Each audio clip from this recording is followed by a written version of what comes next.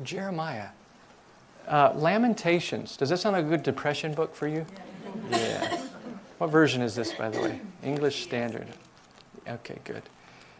In Lamentations, I want you to see the connection with Jeremiah, desires, meditation, belief, and how he was rescued by belief and meditation in his desires.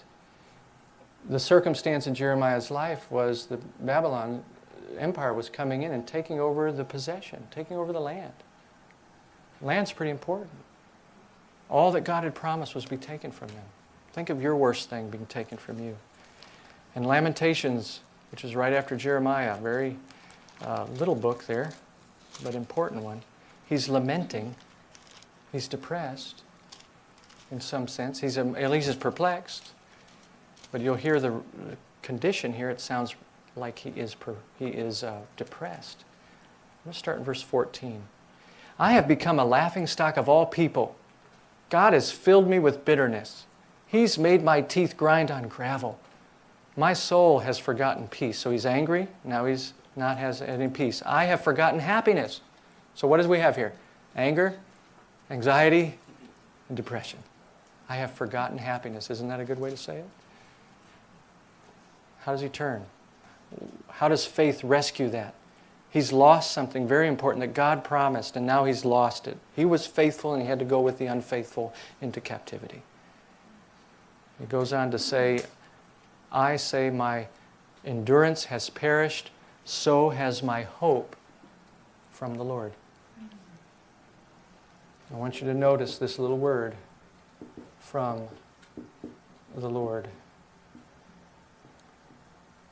The good that God was giving him was gone, the land. Apply that to a depressed person. Think that way. Something good God has not given them any more of. Right? Their hope is gone. I'm going to keep reading. He says this in verse 19. Remember my affliction and my wanderings, the wormwood and the gall. My soul continually remembers it. What's that?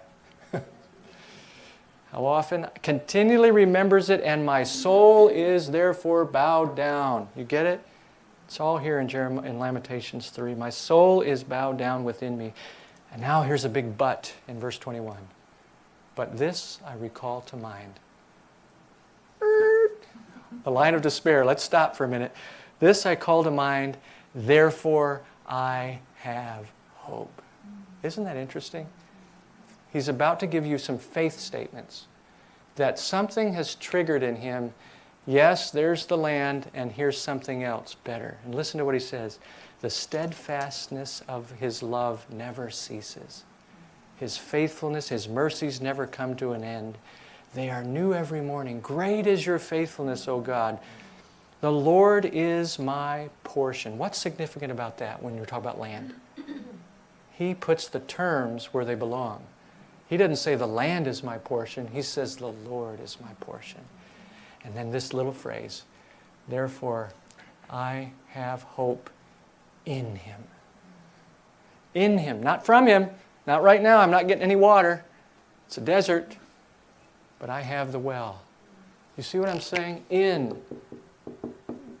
So when a person is depressed and we go through the inventory and all that, I want to get here because this lays out for me so clearly and quickly the reality of it's my faith and it's my desires. And then we can say to them, what is it that you've lost? But what do you believe still, even in that loss? What does God call us to believe in? If they don't have faith, you know whose they can borrow for a little bit? Yours. Just don't use it in an unflattering or unhelpful way, beating them over the head. Use it to inspire them like we're doing tonight. Right? Romans chapter 1, verse 12, Paul says, I want to refresh your faith. Why? Because that's everything. That's the engine that runs the whole Christian life. Because desires are not going to run it always. Faith is going to help you with that. How about David? David in his perplexity, in his problems. Do you remember when he feigned that he was a madman before the king? Very different from what he's saying in Psalm 27:13, where he says, I would have despaired because my mother and father have forsaken me, because there's armies coming against me, but I believe that I will see the goodness of the Lord in the land of the living. And he got that because he meditated Psalm 27:4. I want to go in the middle of this war and just think about the glories of my God. I want to meditate on His beauty, it says. What a royal waste of time. What do you think? David, you're about to be killed. I know, but if I've got to get to the Lord first and get my hope, because that's where I find my strength. I remember the bear, the lion, the Goliath. I've got to get back to meditating on the beauty of God, and I know the Lord is going to take me up one day anyway, so I'm going to believe the goodness of God here. So David's belief turned him from doing what he did earlier, feigning madness. Let's go out there and foam at the mouth, David. Maybe you'll get it a second time, right? Asaph's change of desires and beliefs. Asaph was very angry. He was bitter. Psalm 73. How did his faith rescue his desire? You know what would have been some of his heart desires that were ruling him? Asaph, Psalm 73, he said, I have kept myself pure, and it's been for nothing. Look at the envious. They're fat. Their eyes bulge with fatness. Look at me. And if I had spoke this way, I betrayed the generations that I'm teaching. So he just kept quiet. But he felt this burning. And he said he was like a madman before God. There's anger, right? He was disappointed with God. Disappointed with the results of living right and holy. Especially when he compared himself with the Porsches around him and the Lexuses that are being driven while his idiot lights come on his dashboard. Are you with me tonight? Right? I'm not bitter. Then it said he came into the sanctuary of God and he remembered their end. So his meditation turned and he started thinking faith themes. He started thinking, what do I believe though? Not what do I see? What do I believe? I've got to get back to faith affirmation. I am saved by my faith affirmation. I will be sanctified by the same, right? The same faith that saves is still holding in trials. You just got to broaden it, deepen it, get more clear on it. So here's what Asaph said. Here was his faith statements. He says, who have I in heaven but you? And he talks about how the Lord is going to counsel him at night. And he's going to guide him with his counsel, guide him with his right hand. He started believing that God was going to be faithful to what God had promised him in times of devotion to him, where he would read the scripture, he'd say, oh, I can't wait for that. It's coming, Asaph. Who have I in heaven but you, and on earth I desire nothing but you. What saved his desire?